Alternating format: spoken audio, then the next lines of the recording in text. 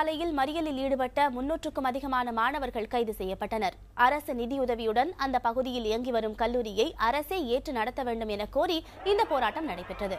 அவர்களுடன் காவல்துறையினர் பேச்சுவார்த்தை நடத்திய போது தள்ளுமுள்ளி ஏற்பட்டது. அதில் மாணவர்கள் சிலருக்கு லேசான காயம் ஏற்பட்டது.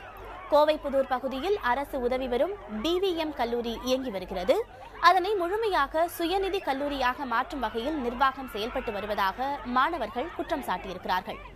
மேலும் காலியாக உள்ள கல்லூரி முதல்வர் பணியிடத்தை ஆகஸ்ட் 27ஆம் தேதிக்குள் நிரப்ப வேண்டும் என்ற மாவட்ட ஆட்சியரின் உத்தரவும் நிறைவேற்றப்படவில்லை என மாணவர்கள் தெரிவித்திருக்கிறார்கள். கல்லூரிக்கு உடனடியாக முதல்வரை நியமிக்க நடவடிக்கை எடுப்பதுடன் அங்கு படிக்கும் ஏழை மாணவர்கள் பாதிக்காத வகையில் கல்லூரியை அரசே ஏற்க வேண்டும் என வலியுறுத்தி மாணவர்கள் இந்த போராட்டத்தில் ஈடுபட்டுள்ளனர்.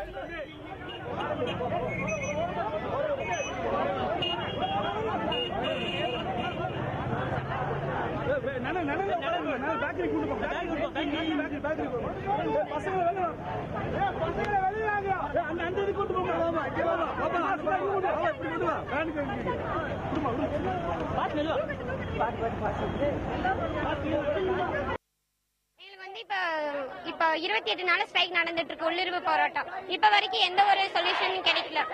நாங்க பல விதங்கள போராட்டம் பண்ணோம், அப்பவும் எந்த சொல்யூஷனும் கிடைக்கல. அதனால இப்ப வந்துட்டு நாங்க இந்த மறியல்ல ஈடுபட்டிருக்கோம். எங்களுக்கு பிரின்சிபல் மெயினா இல்ல, எங்களை தான் ஓரமா போக சொல்றாங்க. நாங்க இவ்வளவு நாள் பொறுமையா காலேஜ்ல தானே உட்கார்ந்துருந்தோம். யாராவது எங்களை வந்து பாத்தாங்களா? நாங்க போன கலெக்டர் ஆபீஸ்க்கு போன வாரம் மண்டே போனோம். நீங்க சமாதானமா இருங்க, 27ஆம் தேதி வரைக்கும் அவங்க டைம் கேட்டிருக்காங்கன்னு சொன்னாங்க. நாங்களும் பொறுமையா இருந்தோம். இதுக்கு மேல எங்களால பொறுமையா இருக்க முடியாது. எங்களுக்கு செமஸ்டர் வந்து ஃபர்ஸ்ட் இயருக்கு வந்து இன்னும் ரோல் நம்பர் கொடுக்கல,